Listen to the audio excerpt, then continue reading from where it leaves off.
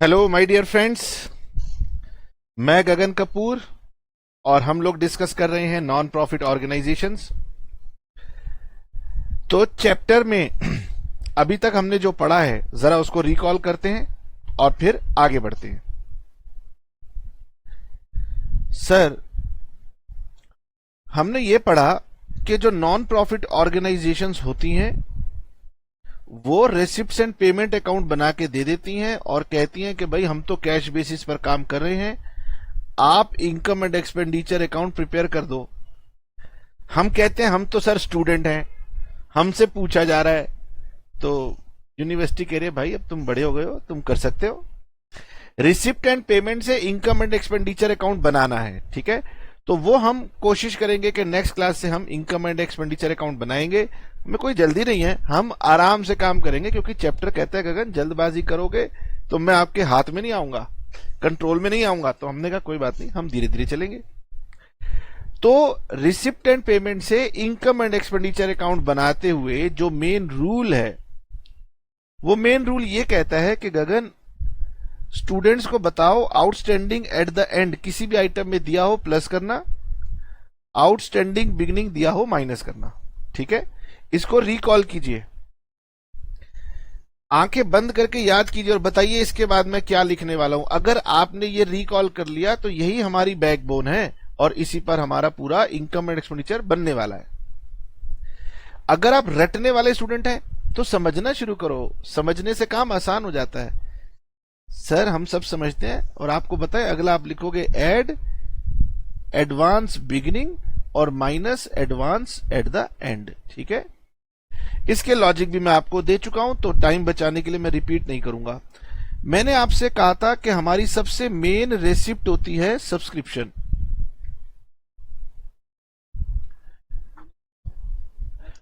No doubt subscription के question जब आप करेंगे, जब सब्सक्रिप्शन के क्वेश्चन आप करेंगे तो नो डाउट आपको अभी दिक्कत आएगी, कोई ऐसी बात नहीं है। धीरे धीरे जब हम चैप्टर में आगे चलेंगे तो हम इसमें और ज्यादा प्रोफिशिएंट हो जाएंगे। सब्सक्रिप्शन जो है इस चैप्टर में इजी टास्क नहीं है, आप 2-4 बार करेंगे, हो सकता है आपको कुछ थोड़ी बहुत प्रॉब्लम भी आए, पर कॉन्फिडेंस रखना है और उसको नोट कर लेना है कि मुझे क्यों प्रॉब्लम आई। तो मुझे कोई जल्दी नहीं है, मैं नहीं चाहता कि आप एक ही क्लास में या 2 ही क्लास में सब्सक्रिप्शन के परफेक्शनिस्ट हो जाएं, ऐसा नहीं है, टाइम लगेगा, कोई बात नहीं। तो सब्सक्रिप्शन के अंदर हमारे कुछ इंपॉर्टेंट ये टॉपिक है, इसमें इश्यूज भी आते हैं।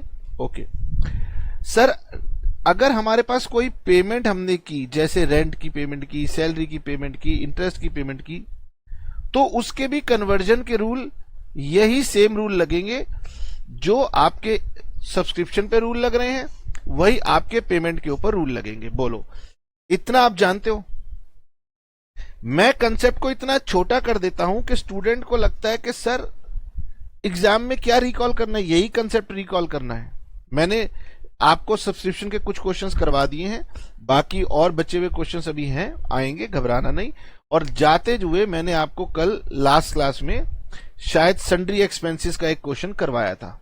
तो आज हम इसी पेमेंट वाले पार्ट को आगे बढ़ाएंगे और फिर हम आपको और नई इसके अंदर बातें बताएंगे, ठीक है।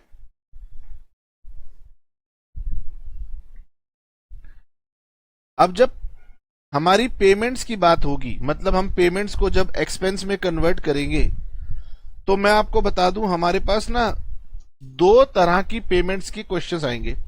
एक तो हमारे होंगे नॉर्मल एक्सपेंसेस। नॉर्मल एक्सपेंसेस से मेरा मतलब है जैसे रेंट की बात है, कोई सैलरी की बात है, या कोई और अदर ऐसा एक्सपेंस। और दूसरा मैं आपको सिखाऊंगा एक स्पेशल तरह का एक्सपेंस होता है जिसे हम बोलते हैं कंज्यूमेबल्स। इसके ऊपर अभी हम बात को समझेंगे और ये एक्सपेंस वाला मैंने लास्ट क्लास में आपको बताया था, इसलिए मैं आपसे पूछ सकता हूं कि बताओ लास्ट क्लास में मैंने आपको सिखाया था कि पेमेंट से अगर एक्सपेंस बनाना हो तो क्या रूल होता है। तो आप लिखेंगे सर जो भी अमाउंट पेड दिया हुआ है रिसिप्ट एंड पेमेंट अकाउंट में, पहले आप उसको लीजिए। चाहे ये रेंट की पेमेंट की बात कर रहा हो, सैलरी की बात कर रहा हो, जिसकी बात कर रहा हो, तो अमाउंट पेड आपको दिया होगा रिसिप्ट एंड पेमेंट अकाउंट में, वो लीजिए, उसमें से ऐड कर दीजिए आउटस्टैंडिंग एट द एंड। ठीक है, इसको हम ऐड कर देंगे। एक चीज और हम ऐड करेंगे, बताओ क्या? Advance paid eight the beginning. इस दो चीजों को हम प्लस कर देते हैं और दो ही चीजों को हम लेस करते हैं। एक होती है आउटस्टैंडिंग बिगिनिंग, मतलब लास्ट ईयर का अमाउंट होता है, इसको लेस कर देते हैं, और एक होता है advance paid for next year, तो आप इसे एडवांस एट द एंड भी कह सकते हो। हम इन दोनों को माइनस कर देते हैं। यही सेम रूल हमने सब्सक्रिप्शन में भी लगाया था, यही सेम रूल हम नॉर्मल एक्सपेंस में लगाते हैं, और इससे हमारे एक्सपेंस का अमाउंट आ जाता है जो हम इनकम एंड एक्सपेंडिचर अकाउंट में शो कर देते हैं। ठीक है, इस पे क्वेश्चन लास्ट क्लास में करा चुका हूं। अब कंज्यूमेबल में हम यहां पर तीन तरह के एग्जाम्पल देखते हैं। एक तो हम देखते हैं अगर कोई हॉस्पिटल है तो वहां पर मेडिसिन की बात हो सकती है, किसी भी ऑर्गेनाइजेशन के अंदर स्टेशनरी की बात हो सकती है, और अगर आप स्पोर्ट्स क्लब चलाते हैं तो फिर यहां पर स्पोर्ट्स मटेरियल को लेकर के बात हो सकती है। जैसे अगर कोई स्पोर्ट्स क्लब है तो उनके पास क्रिकेट बॉल्स हो सकती हैं, टेनिस बॉल्स हो सकती हैं, बैडमिंटन की शटल्स हो सकती हैं, तो ये सब उनका स्पोर्ट्स मटेरियल या स्टॉक ऑफ स्पोर्ट्स मटेरियल कहलाता है। ठीक है सर, ये भी एक्सपेंस है और ये भी एक्सपेंस है। अगर हम एक स्पोर्ट्स क्लब की बात करें तो स्पोर्ट्स क्लब हो सकता है अपनी बिल्डिंग का रेंट देता हो, और जो बच्चे खेलने आते हैं उनको वो स्पोर्ट्स मटेरियल भी देता हो कि भाई इसको आप यूज कीजिए। तो सर ये भी एक्सपेंस है, ये भी एक्सपेंस है, बट इसमें एक एडिशनल बात होती है, इसमें स्टॉक बीच में इन्वॉल्व हो जाता है क्योंकि इनकी फिजिकल एग्जिस्टेंस है। इसलिए समझना है कि क्या फर्क पड़ा। तो सबसे पहले मैं यहां लिखूंगा अमाउंट पेड टू क्रेडिटर्स। अब क्वेश्चन में ऐसा नहीं लिखा होगा amount paid for sports material, वहां लिखा होगा अमाउंट पेड टू क्रेडिटर्स, क्योंकि स्पोर्ट्स मटेरियल आप खरीदने जाओगे तो किसी न किसी पर्सन से खरीद के लाओगे, तो जो भी अमाउंट आपने पे किया होगा क्रेडिटर को, वो यहां पर question receipt and payment account में आपको बताएगा as per receipt and payment account. ठीक है, ऐड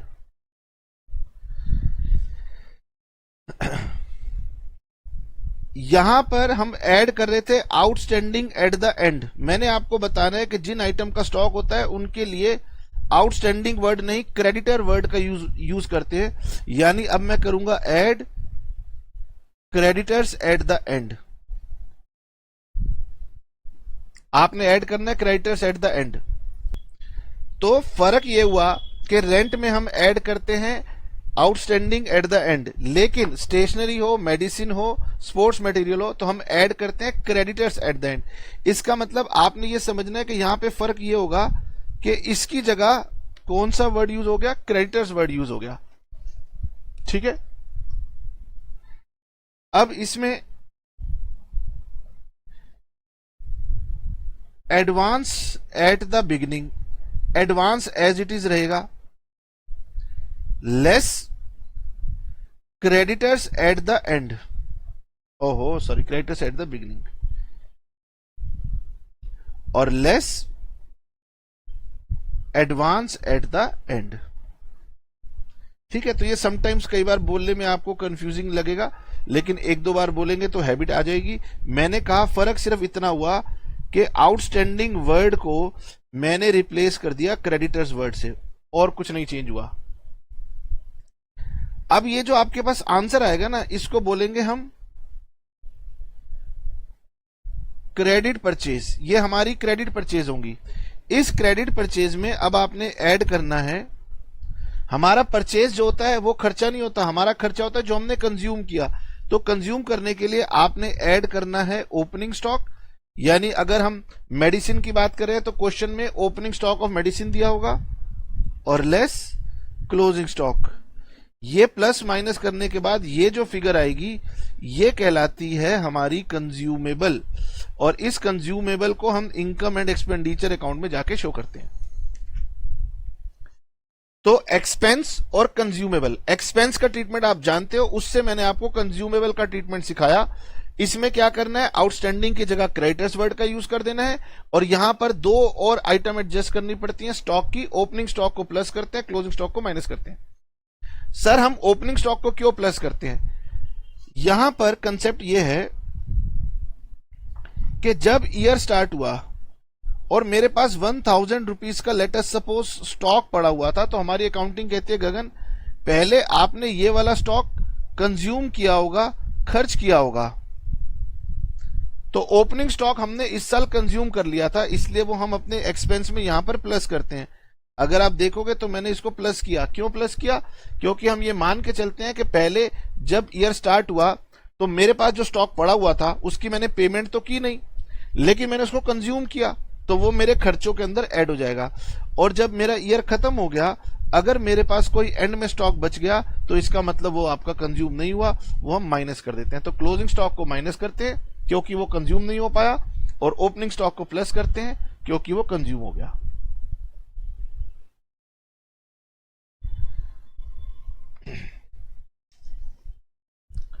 सपोज कीजिए, लेट अस सपोज मैंने 10,000 रुपीज की मेडिसिन परचेज की थी और मेरे पास मेडिसिन का ओपनिंग स्टॉक भी पड़ा हुआ था 5,000 रुपीज का। तो रिसिप्ट एंड पेमेंट अकाउंट दिखाएगा कि गगन तुमने 10,000 रुपए की मेडिसिन की पेमेंट की है। तो मैंने 10,000 रुपीज की मेडिसिन की पेमेंट की है, ओपनिंग स्टॉक ऑफ मेडिसिन था मेरे पास 5,000 रुपीज का। अब वो कहेगा गगन बताओ आपका मेडिसिन कंज्यूम्ड कितना हुआ? तो देखो आपने जो अमाउंट पे किया 10,000, उससे हम स्टार्ट करेंगे। ये 5,000 इसकी पेमेंट आपने करंट ईयर में नहीं की, ये तो आपने लास्ट ईयर परचेज किया होगा, लेकिन ये बच गया था, लास्ट ईयर कंज्यूम नहीं हुआ था, तो ये हमने इस साल पहले कंज्यूम किया होगा। तो हमारी अकाउंटिंग कहती है गगन पहले ओपनिंग स्टॉक को आप खर्चे में दिखाओ, क्योंकि ये वो अमाउंट है जो आपके रिसिप्ट एंड पेमेंट अकाउंट में नहीं है, लेकिन ये आपके खर्चे में आएगा, इसे हम प्लस करेंगे। और फिर क्वेश्चन कहेगा गगन इसमें से ये बताओ तुम्हारे पास कितना स्टॉक साल के एंड में अनयूज्ड रह गया। मान लीजिए 4,000 का स्टॉक अनयूज्ड रह गया, तो वो कहते हैं क्लोजिंग स्टॉक को माइनस कर दो। इसका मतलब ये हुआ 10,000 जो आपने परचेज किया था उसमें से 4,000 तो आपने अभी यूज नहीं किया, नेक्स्ट ईयर यूज करोगे, तो आपका खर्चा इसमें से हो गया 6,000 और जो ओपनिंग वाला था वो 5,000, तो 11,000 रुपीज आपका एक्सपेंस हो गया। अब क्या है, हर बात को हम लॉजिक से कई बार समझे नहीं समझ पाते, तो हमने एक फॉर्मेट को याद करना है। ये हमारा फॉर्मेट है। इस फॉर्मेट को मैंने यहां पर आपके लिए टाइप कर दिया।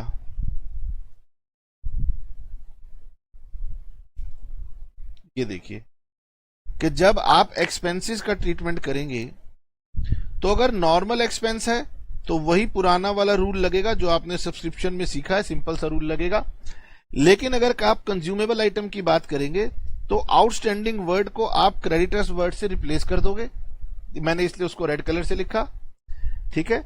और फिर ये चारों एडजस्टमेंट करने के बाद ये खर्चा नहीं आएगा, ये परचेज का अमाउंट आएगा। फिर परचेज के अमाउंट में आपने ओपनिंग स्टॉक प्लस करना है, क्लोजिंग स्टॉक माइनस करना है, तब आपका कंज्यूमेबल का खर्चा आएगा जिसको आपने इनकम एंड एक्सपेंस अकाउंट में शो कर देना है, ठीक है। लास्ट क्लास में हमने इलस्ट्रेशन नंबर 12 सन्ड्री एक्सपेंस के रिलेशन में सीखी थी। अब हम वापस चलते हैं और वापस चल के हमने शायद इलस्ट्रेशन नंबर 7 या 8 तक किया था। हाँ जी, हमने इलस्ट्रेशन नंबर 7 किया था। ये मैंने एग्जाम के लिए इंपॉर्टेंट मार्क करवाई थी, तो आप अपने नोट्स में से कैसे जगह दोगे वो आप देख लेना। अब वो कह रहे हैं Gagan calculation of sports material used, वो कह रहे हैं गगन स्पोर्ट्स मटेरियल का करो। तो मैंने कहा स्पोर्ट्स मटेरियल में मुझे वही 4 एडजस्टमेंट करनी है जो मैं पहले करता था, और एक 2 एडजस्टमेंट स्टॉक की एक्स्ट्रा करनी है। स्टॉक में ओपनिंग स्टॉक प्लस करना है, क्लोज स्टॉक माइनस करना है। फिर वो कहते हैं गगन मेडिसिन के लिए बताओ। मैंने कहा भाई स्टेशनरी भी पूछ लो, वो भी सेम है। ओके, अब थोड़ा सा इंफॉर्मेशन को पढ़ने का तरीका भी सीखते हैं। ये जो आप बोल्ड में हेडिंग्स देखते हो ना, तो कई बार आप क्या करते हो, क्वेश्चन करने से पहले हेडिंग देखते हो और आपके माइंड में ना कंफ्यूजन या डर आ जाता है। आप कभी भी इन हेडिंग्स को मत देखना, क्योंकि एग्जामिनेशन पेपर में ये हेडिंग नहीं आएंगी। एग्जामिनेशन में हमें क्वेश्चन को पढ़ना है और उसमें से पॉइंट को खुद ढूंढना है। बुक वाला क्या हेडिंग बना रहा है, आप उसके चक्कर में पड़ जाते हो, घबराते रहते हो। How will you deal with the following case while preparing final accounts for the year 31 March? Okay, हम इस डेट के फाइनल अकाउंट्स बना रहे हैं और हमें पिछली डेट की बैलेंस शीट दी हुई है, तो हम इसे एक नाम दे देते हैं ओपनिंग बैलेंस शीट। तो ओपनिंग बैलेंस शीट में ये मेरे क्रेडिटर्स हैं, तो इन्हें बोलेंगे क्रेडिटर्स एट द बिगिनिंग, और इसे बोलेंगे हम ओपनिंग स्टॉक। तो मुझे ओपनिंग स्टॉक मिल गया और मुझे ओपनिंग क्रेडिटर्स मिल गए। ये बात आपको पता है, घबराना नहीं है। बाकी अगर कोई आइटम होती है एक्सपेंस की, इनकम की, तो उसका नाम था आउटस्टैंडिंग और इसका नाम हो गया क्रेडिटर्स। तो मुझे ओपनिंग के क्रेडिटर्स और स्टॉक दोनों मिल गए। सर ओपनिंग में कोई एडवांस पेड भी हो सकता था, लेकिन दिया नहीं है क्वेश्चन में, एडवांस ओपनिंग में नहीं दिया। फिर कह रहे हैं गगन तुमने पेमेंट की है स्पोर्ट्स मटेरियल की 1,40,000, तो ये मैंने स्पोर्ट्स मटेरियल की पेमेंट की है। ओके, वो कहते हैं एडिशनल इंफॉर्मेशन में आपके पास क्लोजिंग स्टॉक था 22,000। मैंने कहा ठीक है। अब मैंने कहा मुझे ये बताओ क्लोजिंग डेट को मेरे क्रेडिटर्स कितने थे। वो कह रहे गगन छोड़ो क्रेडिटर्स छोड़ो। मैंने कहा अच्छा एडवांस पेड किया था, कह रहे गगन छोड़ो। मैंने कहा भाई मैं तो ज्यादा इंफॉर्मेशन मांग रहा हूं। वो कह रहे गगन हम तुम्हें कम दे रहे हैं, कोई दिक्कत है। मैंने कहा नहीं, तुमने तो बहुत आसान क्वेश्चन मेरे लिए बनाया, लेकिन जब मैं क्वेश्चन करूंगा तो मैं पूरी की पूरी इंफॉर्मेशन को रिकॉल करके करूंगा।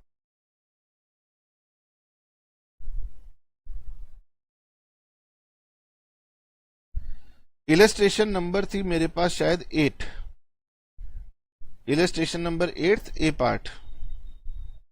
यहां लिखता हूं इलस्ट्रेशन नंबर 8 ए पार्ट। हाँ,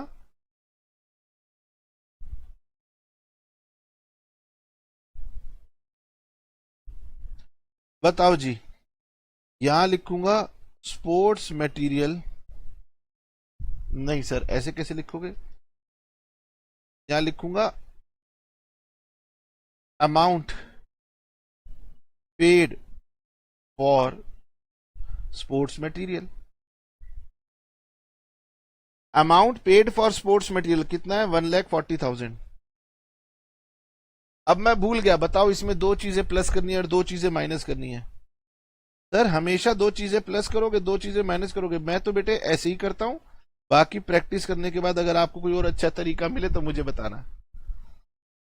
अगर ये स्पोर्ट्स मटेरियल ना होता तो मैं लिखता add outstanding at the end. अगर ये क्वेश्चन रेंट का होता, ये क्वेश्चन सैलरी का होता, ये क्वेश्चन इंटरेस्ट का होता, तो मैं लिखता add outstanding at the end. लेकिन ये सर स्पोर्ट्स मटेरियल का है, तो बताओ मुझे क्या लिखना है। Add creditors at the end. मुझे ये बताइए क्या क्वेश्चन में क्रेडिटर्स एट द एंड दिए थे। तो मेरे ख्याल से creditors at the and question में आपको नहीं दिए हुए थे।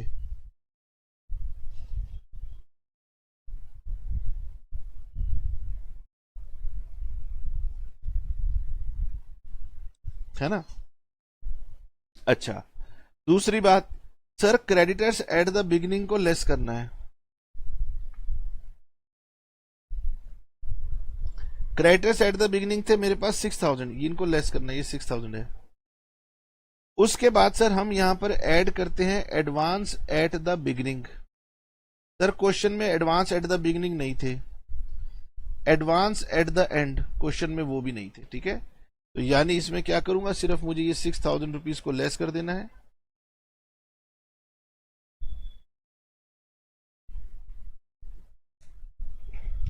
तो ये आ जाएगा 1,34,000।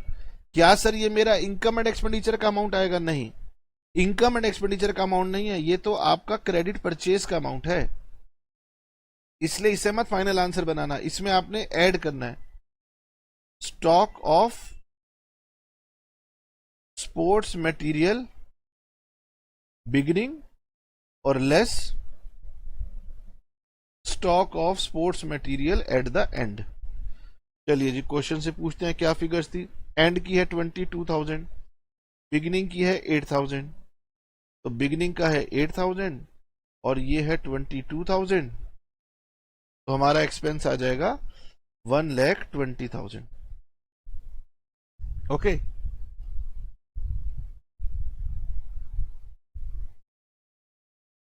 ये कहलाएगा स्पोर्ट्स मटेरियल कंज्यूम्ड, और इसे आप इनकम एंड एक्सपेंडिचर अकाउंट में शो करोगे। और आप स्टेटमेंट फॉर्म से काम करोगे तो ज्यादा सुखी रहोगे।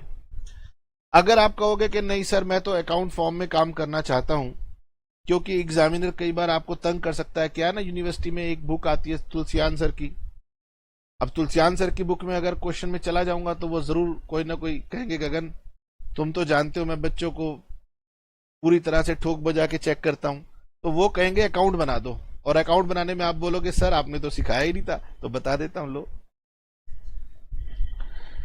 चलिए मैं आपको हिंट देता हूं और फिर देखता हूं कि आप मेरी कितनी हेल्प कर पाते हैं। ठीक है, आपने बनाना है क्रेडिटर्स फॉर स्पोर्ट्स मटेरियल कहो, मेडिसिन कहो, स्टेशनरी कहो। ठीक है, इन तीनों कंज्यूमेबल आइटम्स में अगर वो आपको अकाउंट बनाने को कहेंगे तो आपने बनाना है क्रेडिटर्स का अकाउंट।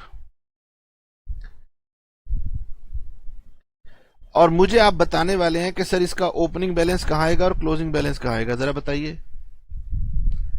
I am waiting.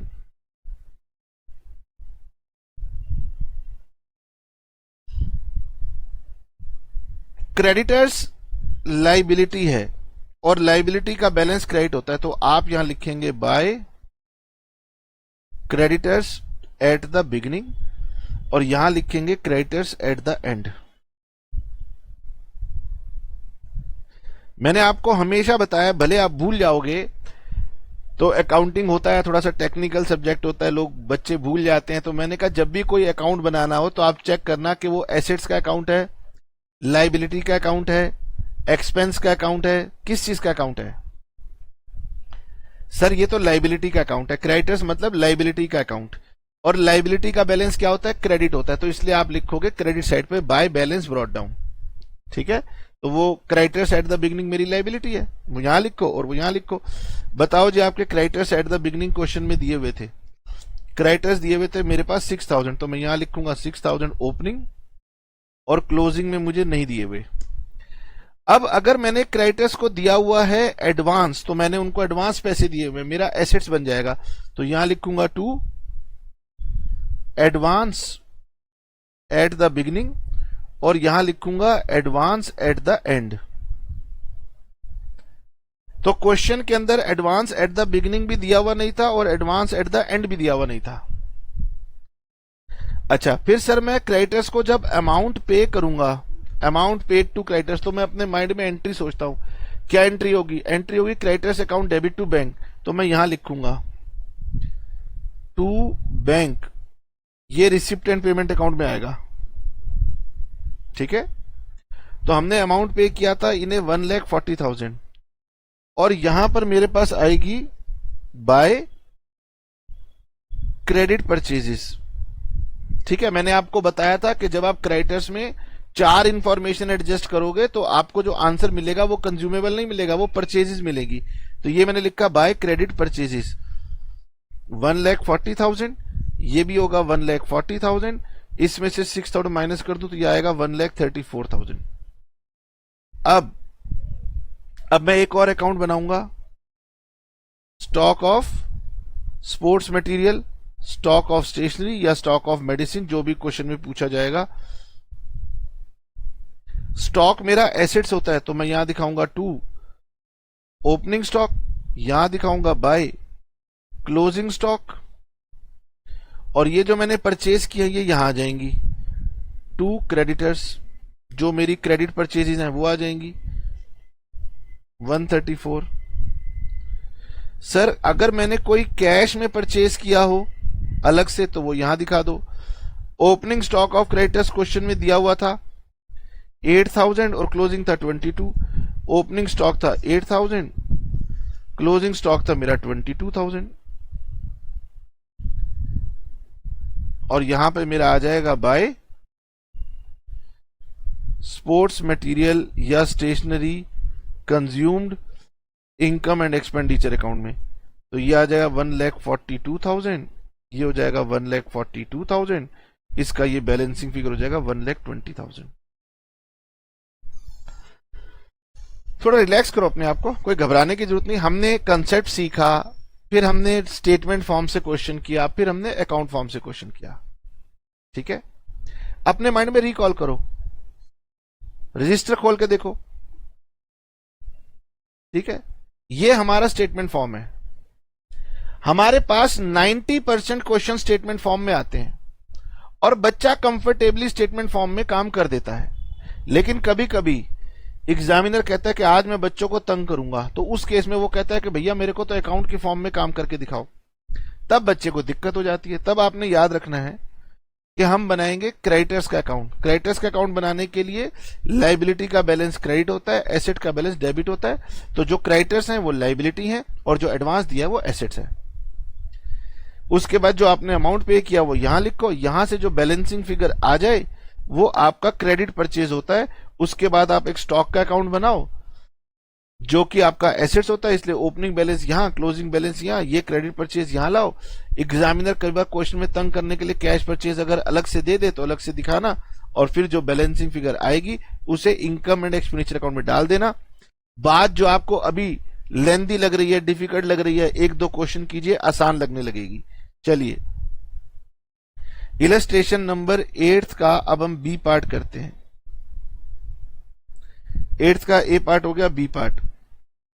वो कहता है how will you deal with the following case while preparing final accounts. ठीक है, वो कह रहे अब की बार मैं बात कर रहा हूं मेडिसिन की। तो आपने पेमेंट दी है मेडिसिन के लिए 1,50,000, ठीक है, और आपको दिया हुआ है स्टॉक ऑफ मेडिसिन और दिए हुए हैं क्रेडिटर्स फॉर मेडिसिन। मैंने कहा अरे सर घबराते क्यों, मुझे आप एडवांस और दे देते, 6 ही तो इन्फॉर्मेशन होती है। तो आपको वो कम इंफॉर्मेशन दे रहा है, बना सकोगे बनाइए, मैं वेट करता हूं। वीडियो को पॉज कीजिए, बिना घबराए हुए बनाइए। और आपने क्या बनाना है, स्टेटमेंट फॉर्म से बनाना है। भले बुक कुछ भी बनाए, आप स्टेटमेंट फॉर्म से मुझे बना के दिखाइए। आपका आंसर आता या नहीं आता, बनाइए, मैं वेट कर रहा हूं। चलिए, जिन बच्चों ने बनाना होगा उन्होंने बना लिया होगा, और जो मेरी वेट कर रहे होंगे उनको ज्यादा वेट कराना ठीक नहीं है, मैं बनाता हूं। तो यहां पर मेडिसिन की बात हो रही है।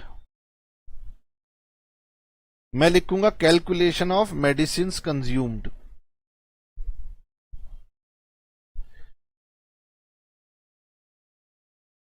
सर स्टेटमेंट फॉर्म से बनाओगे अकाउंट फॉर्म से बनाओगे? मैंने कहा था जी स्टेटमेंट फॉर्म से बनाऊंगा। पेमेंट फॉर मेडिसिन, तो यहां मैं लिखूंगा पेमेंट फॉर मेडिसिन। अमाउंट था 1,50,000। एड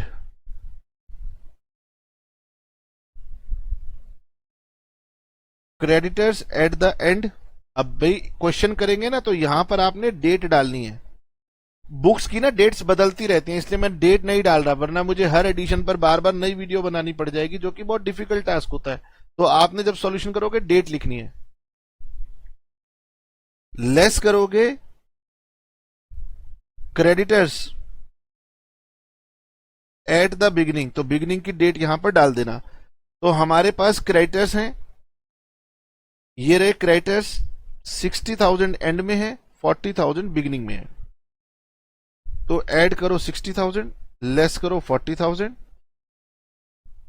अब क्वेश्चन में एडवांस दिया नहीं है, तो वैसे जब मैं सॉल्यूशन बनाऊंगा एग्जाम में, मुझे एडवांस दिया नहीं है तो मैं नहीं लिखूंगा। लेकिन अभी मैं क्योंकि प्रैक्टिस करवा रहा हूं इसलिए मैं लिख देता हूं कि ऐड करते हैं एडवांस बिगिनिंग को और लेस करते हैं एडवांस एट द एंड को। और ये क्वेश्चन में दोनों दिए नहीं है, ठीक है।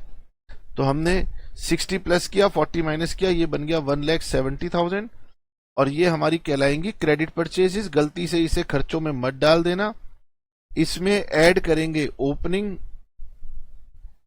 स्टॉक ऑफ मेडिसिन और लेस करेंगे closing stock of medicine. Medicine का ओपनिंग स्टॉक है 50,000, क्लोजिंग है 75,000, प्लस 50 और माइनस 75, ठीक है। तो ये हमारा 1,45,000 आ जाएगा मेडिसिन कंज्यूम्ड। और ये ज्यादा इजी है, निकालना ज्यादा इजी है, और ज्यादातर हम ऐसे ही निकालते हैं। बुक ने हालांकि इसके लिए अकाउंट बना रखा है, तो अगर आप अकाउंट बनाना चाहें, प्रैक्टिस करना चाहें, तो आपको पता है अकाउंट कैसे बनाना है, वो मैं आपके लिए छोड़ देता हूं। ओके,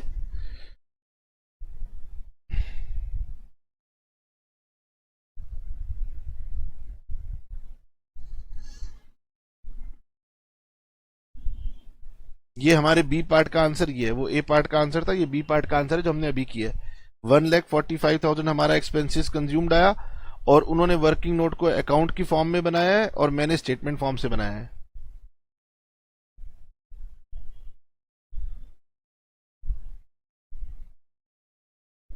चलिए जी, इलस्ट्रेशन नंबर 9 करेंगे। इलस्ट्रेशन नंबर 9 देखते हैं, ठीक है। तो एग्जाम में कई बार इस तरीके के स्मॉलर क्वेश्चंस आते हैं और इलस्ट्रेशन नंबर 9 में क्योंकि एडिशनल पॉइंट है इसलिए मैं इसे इंपॉर्टेंट या रिवीजन के लिए मार्क कर देता हूं। पढ़िए, मैंने बार बार कह के इस हेडिंग्स को ना इग्नोर करना और यहां से पकड़ना क्वेश्चन क्या कह रहा है।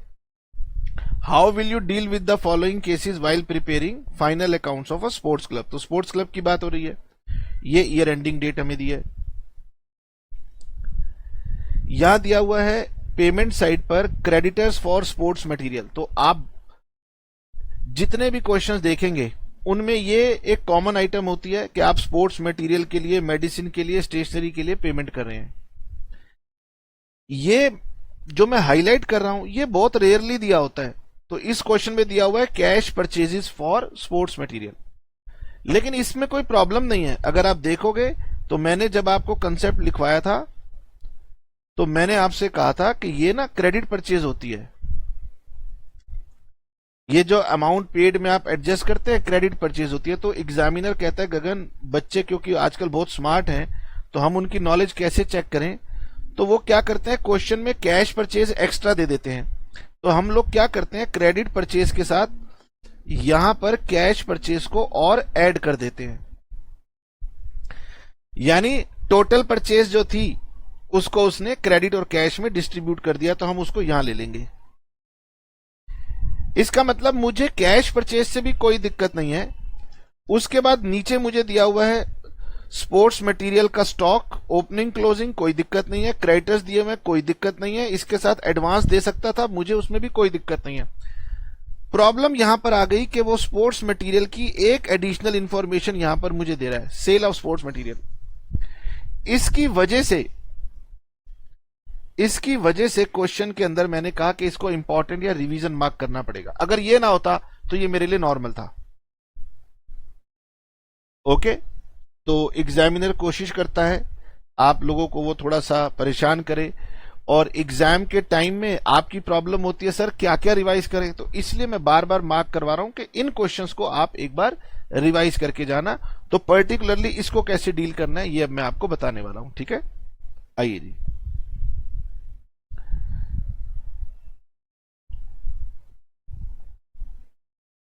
सर क्या ये आप हमें कहोगे कि हम ट्राई करें? नहीं बेटे नहीं, सभी क्वेश्चन थोड़ी ना आपसे कह सकते हैं, इसमें तो कुछ खास बात है, हमें करवानी पड़ेगी। यहां लिखिए मेरे साथ साथ amount paid for sports material. Amount paid for sports material देख लेते हैं कितना है। स्पोर्ट्स मटेरियल 61,000, ठीक है। और मैंने बार बार कहा कि हम लिखते हैं amount paid for sports material, लेकिन आपने याद रखना है कि हम क्रेडिटर्स की बात करें तो अमाउंट पेड फॉर क्रेडिटर्स वाला अमाउंट है ये, ठीक है। Add creditors at the end less creditors at the beginning. बोलो यहां पर किसी को कोई दिक्कत हो तो? Creditors at the end 15,000, beginning 7,000। तो एंड के हैं 15,000, बिगिनिंग के हैं 7,000। आराम से सर क्वेश्चन में आपके माइंड में आना चाहिए क्रेडिटर्स के साथ साथ दूसरी एडजस्टमेंट होती है एडवांस की, मगर क्वेश्चन में एडवांस का अमाउंट दिया नहीं है इसलिए मैं नहीं लिख रहा, मैं छोड़ देता हूं। अगर दिया हो तो आपको पता है कौन सा एडवांस प्लस करना है और कौन सा माइनस करना है, बार बार रिपीट नहीं करेंगे। इससे हमारा आंसर आता है credit purchase of sports material. बताइए जी कितना आ गया? 15,000 सर प्लस करना है, 7,000 माइनस करना है, तो यानी 8,000 प्लस करो, ये हो गया 69,000। थोड़ा सा आगे अगर आपकी वर्बल कैलकुलेशन अच्छी हो तो एग्जाम में टाइम सेव होता है, प्रैक्टिस करनी चाहिए, और अगर नहीं हो तो फिर कैलकुलेटर का इस्तेमाल कर लेना चाहिए। ये यहां तक आप जानते हो। अब इस क्वेश्चन ने मुझे कैश परचेजेस और दे दिया तो मैंने ऐड कर दिया, add cash purchases of sports material. तो याद रखना, परचेजेज तो परचेजेज है, क्रेडिट परचेजेज हमें ढूंढनी पड़ती है, कैश परचेजेज सीधी दी होती है। तो सर वो क्वेश्चन में गिवन थी 10,000, तो यहां पर कोई दिक्कत नहीं है। अब सर ये मेरा हो गया 79,000, तो अब मैं इसको टोटल स्पोर्ट्स मटेरियल परचेज कह देता हूं। तो घबराना नहीं, कभी कोई टर्म अगर एक्स्ट्रा लिखनी पड़ जाए तो घबराना नहीं कि सर हम तो अभी तक क्रेडिट परचेज लिखते थे, तो अब टोटल हो गया। अब इसमें मैं ऐड करता हूं opening stock of sports material और लेस कर देता हूं closing stock of sports material. Add opening stock of sports material less closing stock of sports material, add 20,000 और लेस 25,000। 20,000 प्लस करना है, 25,000 माइनस करना है। ठीक है, अब 2 मिनट यहां पर आप लोग वेट कीजिए, मेरी बात समझिए। अगर क्वेश्चन इतना ही होता तो यहां पर मेरा कंज्यूम्ड आ जाता। ठीक है, मैं लिख रहा हूं, बाद में मैं इसको काटूंगा, इसलिए आप अब नोट मत करना, अब आप समझना। तो ऐड करना है 20,000, माइनस करना है 25,000। इसका मतलब इसमें से 5,000 लेस कर दूं तो मेरा 74,000 कंज्यूम्ड होना चाहिए था, अगर मुझे क्वेश्चन में ये सेल ऑफ स्पोर्ट्स मटेरियल ना दिया होता। मगर क्वेश्चन कह रहा है गगन तुमने 20,000 का स्पोर्ट्स मटेरियल तो सेल किया है। अब आप कहोगे सर हमने सेल 26,000 का किया है। 26,000 रुपीज की वैल्यू आपको मिली है, लेकिन एक्चुअली आपने 20,000 रुपीज का स्पोर्ट्स मटेरियल तो सेल कर दिया। अगर सेल नहीं किया होता तो ये मेरा कंज्यूम ठीक था। कंज्यूम्ड का मतलब क्या होता है कि आपने उसको यूज किया, लेकिन अगर आपने यूज नहीं किया, आपने उसको सेल कर दिया, तो इसका मतलब आपके कंज्यूम्ड उतने कम हुए।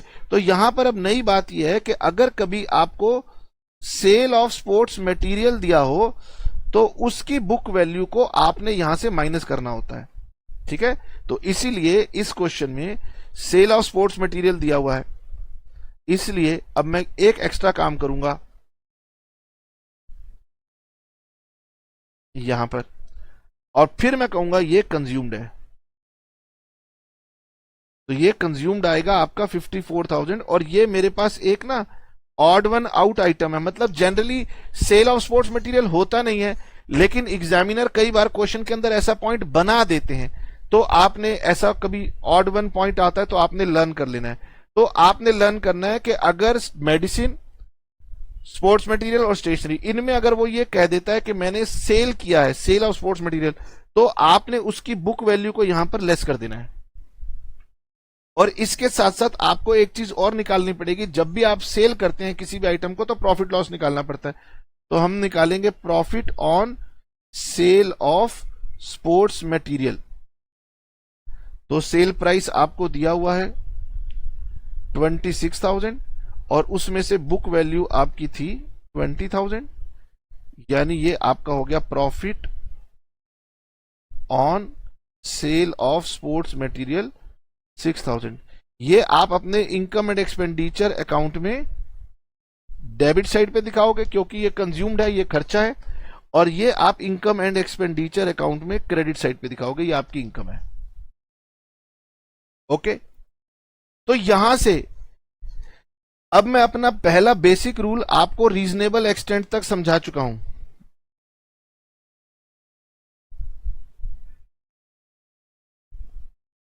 ठीक है, इसका मतलब अब मैं नेक्स्ट क्लास से आपके साथ शुरुआत कर सकता हूं how to prepare income and expenditure account. तो हम अब नेक्स्ट क्लास में धीरे धीरे इनकम एंड एक्सपेंडिचर अकाउंट को बनाना सीखेंगे, और फिर इनकम एंड एक्सपेंडिचर अकाउंट से धीरे धीरे और एडिशनल 2-3 छोटे छोटे पॉइंट्स हैं वो साथ में इंक्लूड कराएंगे।